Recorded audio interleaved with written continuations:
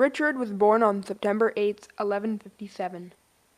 Richard's parents were Eleanor of Aquitaine and Henry, King of England.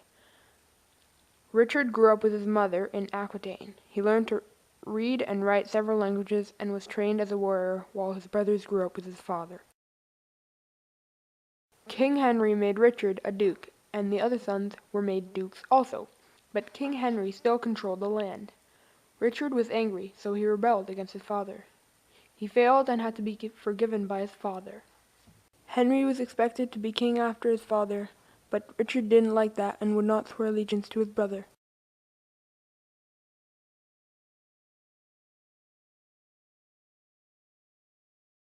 Henry and Geoffrey decided to make an alliance against Richard. While Henry and Geoffrey were attacking a church, Richard surprise attacked them and killed lots of Henry and Geoffrey's men and captured the others. In June 1183, Henry, Richard's brother, died. Soon after, Geoffrey, also one of Richard's brothers, was killed in a tournament. Richard became heir to the throne. Richard became King of England and a quarter of France on September 3, 1189. He became known as Richard the Lionheart because he was very brave and strong. Richard did not stay in England for long after his coronation. He left England and went on a crusade with Philip of France to Jerusalem. Richard performed great deeds of valor which made him popular among the people of Europe. He was the terror of the Saracens. While Richard was returning from his crusade, he was shipwrecked. He was forced to take a detour through Austria, which was ruled by his bitterest enemy, Leopold. He disguised himself as a poor pilgrim returning from the Holy Land, but was found out and thrown in jail. Once the people of England heard of Richard's capture, they raised money and paid the ransom. Richard was set free and returned to England.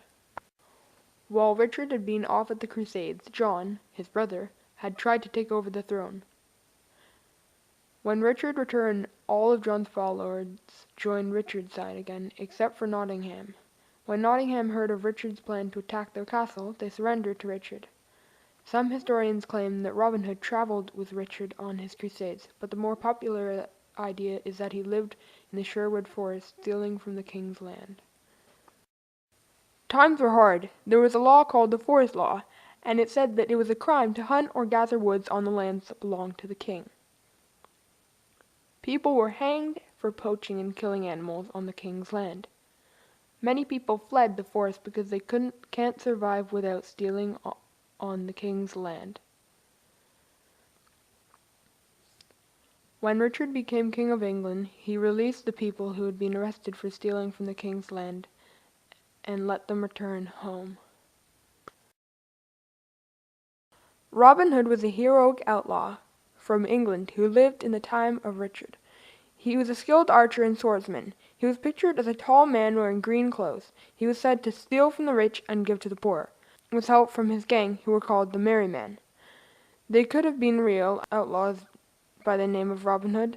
In the time of the legend, there are records of outlaws named Robin Hood, and some outlaws named Robin Hood. The story of Robin Hood and how he became an outlaw starts when he was 18. He was walking through the Sherwood Forest on his way to a tournament hosted by the Sheriff of Nottingham. He came upon a group of foresters eating and drinking at a table. "Who goeth there, young lad?" said one of the men with his mouth full. "With thy cheap bow and arrow for child's play?"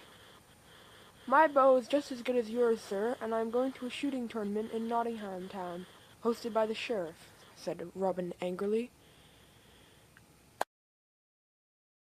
"You're just a young lad," said one of the men. "You can barely pull an arrow to your bow, much less compete in a tournament." "I'll bet you 20 marks that I can shoot the best deer in that herd of deer over yonder," said Robin, pointing to a herd of deer about 20 yards away. "I bet you will not shoot an arrow anywhere near that herd." Robin raised his bow and pulled an arrow from his quiver. He pulled the arrow back until it was an inch from his ear. He then let go, and it sailed into the air. It rose up, and then just as fast sailed down and struck the oldest deer dead. "Ha!" said Robin. "How does I like that shot, old fellow?" "Nay," said the forester who had spoken first. "None of my money shall be yours. one of the king's deer you have just shot, and according to the laws of our gracious king, thine shall be hung to die. Take leave of this place right now, young lad." Robin turned around and sped away quickly. The man who had bet with Robin was outraged and grabbed a bow, pulled it back, aimed, and fired. The arrow sailed right past Robin's head, narrowly missing his ear. Robin whipped around and fitted an arrow to the bow, and fired it at the man who had tried to shoot him. The arrow flew straight into the chest of the man. He yelled out in pain and fell to the floor.